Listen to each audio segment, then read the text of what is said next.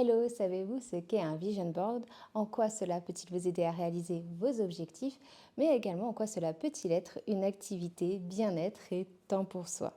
C'est ce que nous allons voir aujourd'hui dans cette vidéo. Ici, c'est Marine et vous êtes sur Plume Atypique. Alors, j'espère que vous avez pris votre petite boisson chaude comme d'habitude ou ce qui vous fait plaisir. Ici, pour moi, c'est un maté. On va le poser là 2 minutes. Alors, tout d'abord, qu'est-ce qu'un vision board ou un dream board? C'est à peu près la même chose. C'est vous qui voyez, vous l'appelez comme vous voulez. En tout cas, c'est un tableau du format que vous voulez, que ce soit en format papier ou en digital, ce qui vous fait plaisir, qui vous permet de réunir vos objectifs, vos rêves et vos passions du moment, de l'année, etc. C'est comme vous voulez. Habituellement, ça se fait plus sous forme de collage. On va réunir les objectifs de l'année, les rêves que l'on a, les voyages qu'on a envie de faire, par exemple, la passion dans laquelle on a envie de se lancer ou de développer ses compétences, se mettre au sport, par exemple, ou alors pour ses objectifs de travail, ou si vous êtes entrepreneur ou entrepreneuse, c'est aussi très courant de pouvoir en faire pour se motiver au quotidien et avoir ça sur son bureau. Voici des exemples de vision board, je vous en mets un petit peu partout, là, là et là. Et du coup, habituellement, ça se fait plutôt sous forme de collage, soit en papier, soit en digital, par exemple sur Pinterest, etc. Ça peut être du coup des images découpées, des petits dessins, des phrases que vous avez écrites vous-même ou alors des citations qui vous inspirent. Et le tout réuni va former un peu un melting pot fait à l'intuition qui va vous inspirer et vous motiver au quotidien. C'est pour ça que c'est une activité hyper intéressante, un petit peu aussi comme un workbook ou un bullet journal. Je vous en proposerai aussi sur cette chaîne parce que je trouve que ça peut être des activités vachement bien pour prendre soin de soi, du temps pour soi et aussi s'organiser dans sa tête. Je m'explique parce que là, un vision board, ça peut paraître être quelque chose en vrac. Oui, mais non, justement de pouvoir faire ce petit brainstorming, ça va vous permettre après de mettre vos idées au clair.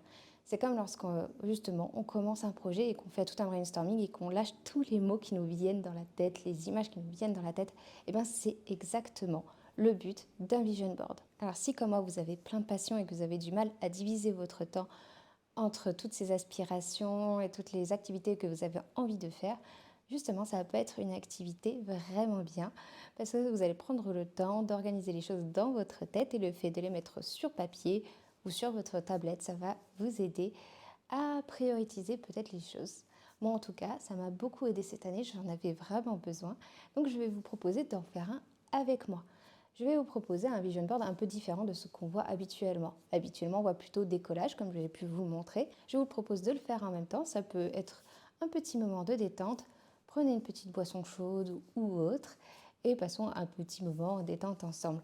Soit vous pouvez le réaliser en même temps, soit vous en inspirer. C'est comme vous voulez. On n'est pas là pour faire quelque chose, en tout cas, d'artistiquement esthétique, parfait, etc. Retenez bien ça. C'est vraiment important de faire ça pour se faire plaisir, pour se faire du bien. C'est pas une chaîne d'illustration ni de dessin.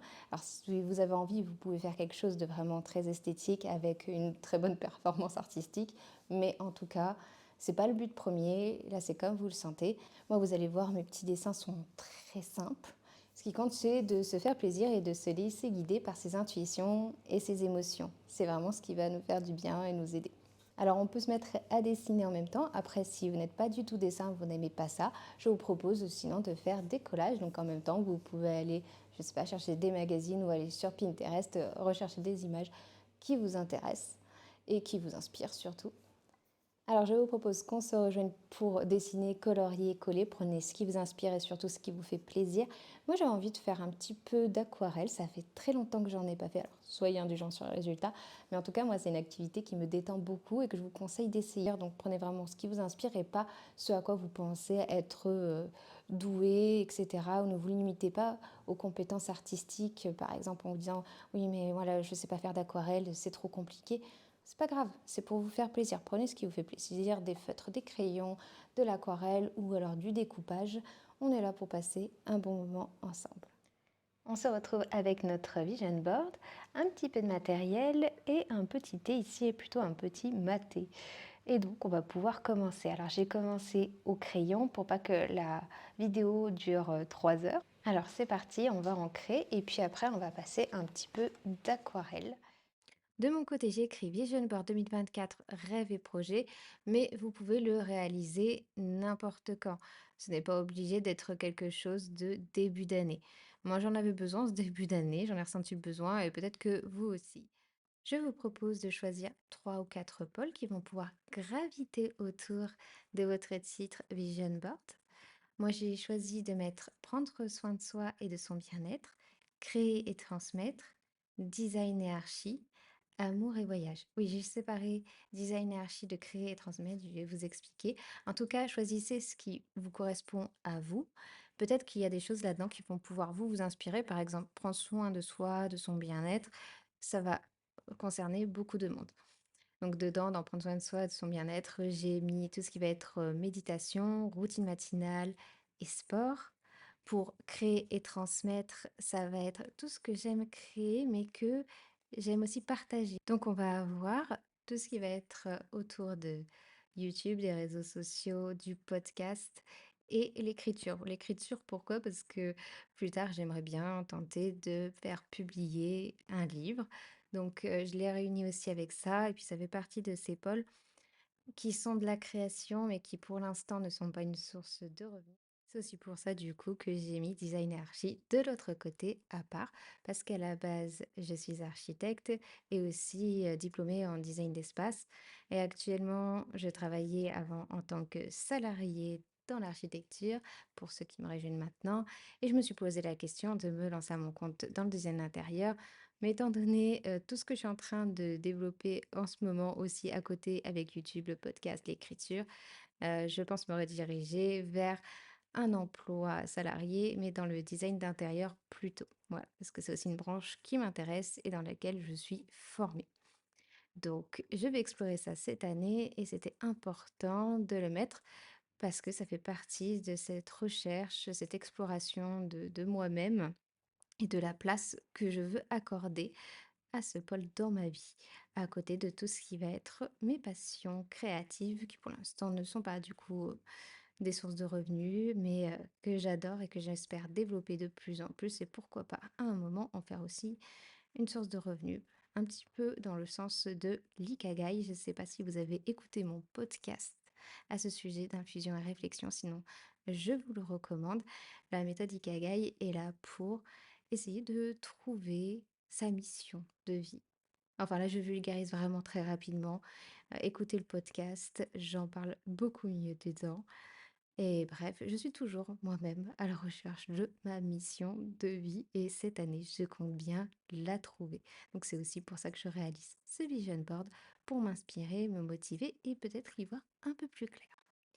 Mon dernier pôle, c'est voyage et amour. Je réunis les deux parce que j'adore voyager en couple avec mon conjoint. Mais par exemple, si vous, votre aspiration, c'est de vous lancer dans un voyage en solo ou entre amis ou en famille.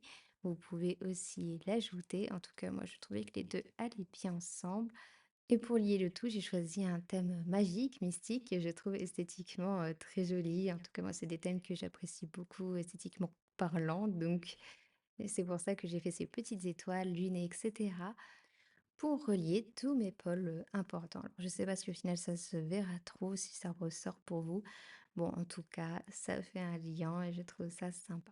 D'ailleurs, mes dessins sont vus plutôt de manière schématique et non de manière très réaliste. C'est histoire de donner l'idée d'eux.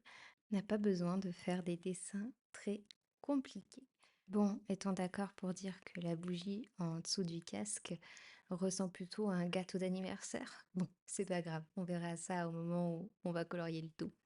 Alors, j'encre d'abord et après, je passerai l'aquarelle et au final, après, un petit peu de crayon de couleur sûrement et de stylo noir à la fin pour faire ressortir ce que j'ai envie de faire ressortir.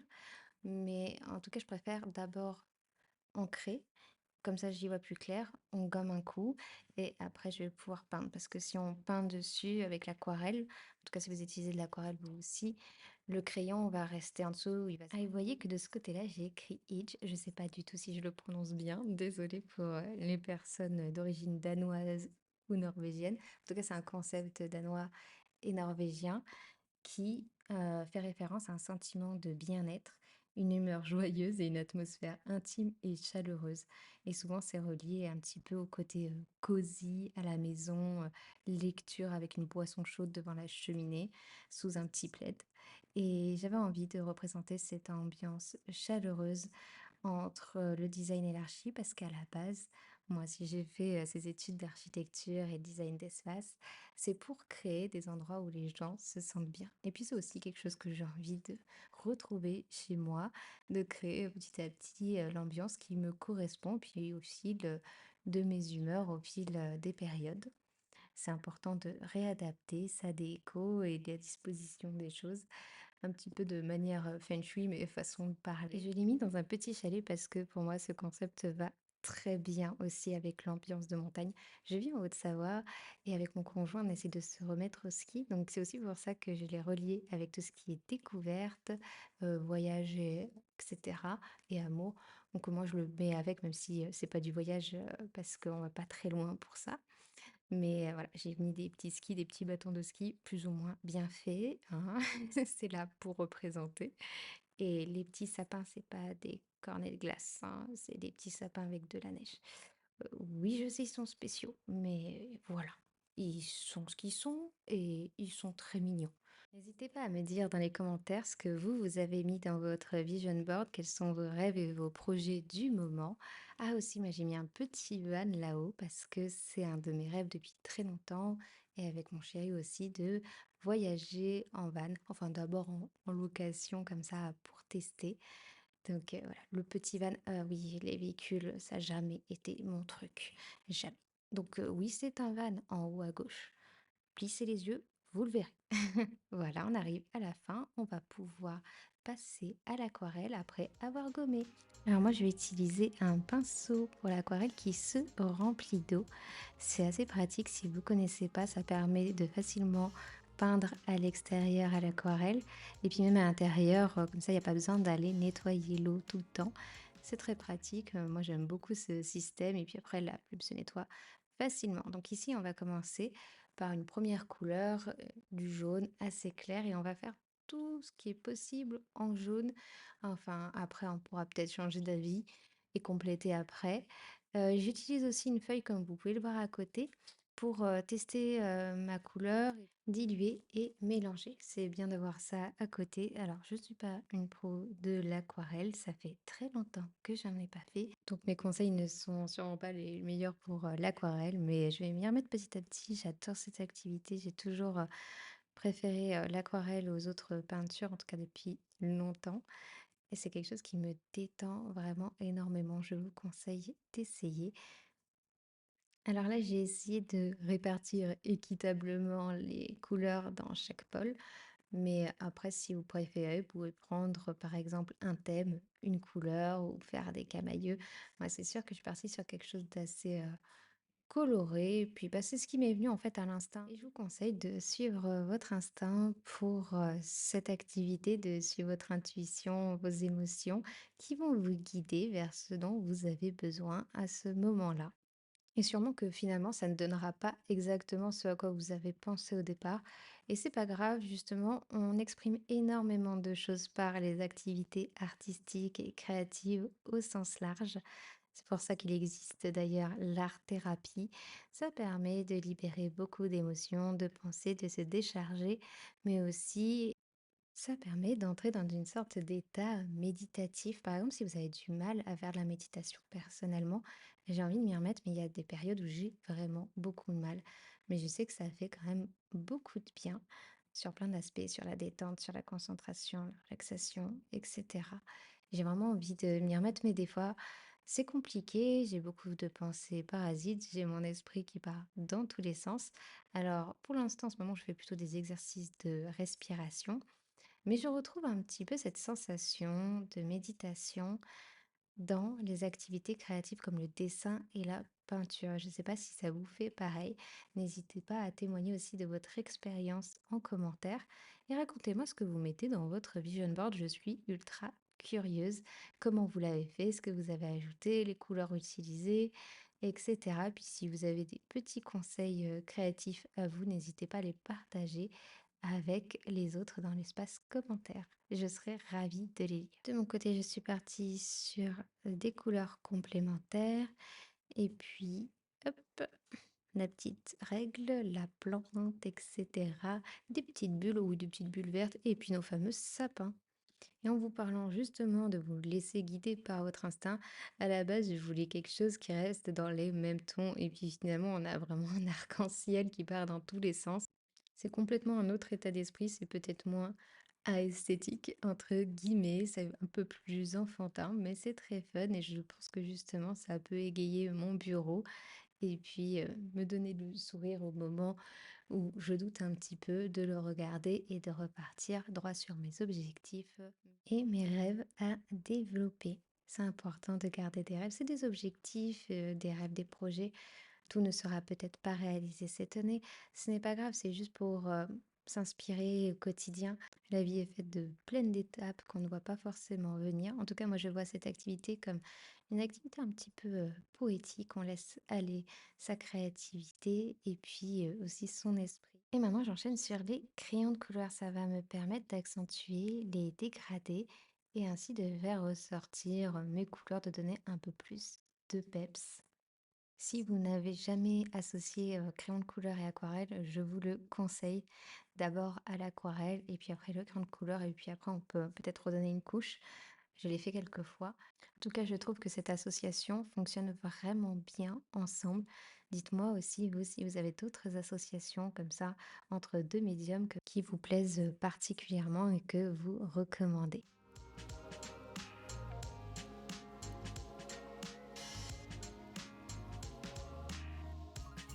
Alors vous attendiez peut-être pas à ça en cliquant sur une vidéo de vision board, mais j'espère que ça vous plaît quand même et que ça vous fera découvrir d'autres options si vous n'y avez peut-être pas pensé avant. Parce que je trouve ça hyper intéressant de le faire à la main et de le dessiner, de le peindre. Ça rend vraiment l'activité bien-être, détente, temps pour soi et ça laisse le temps d'y réfléchir.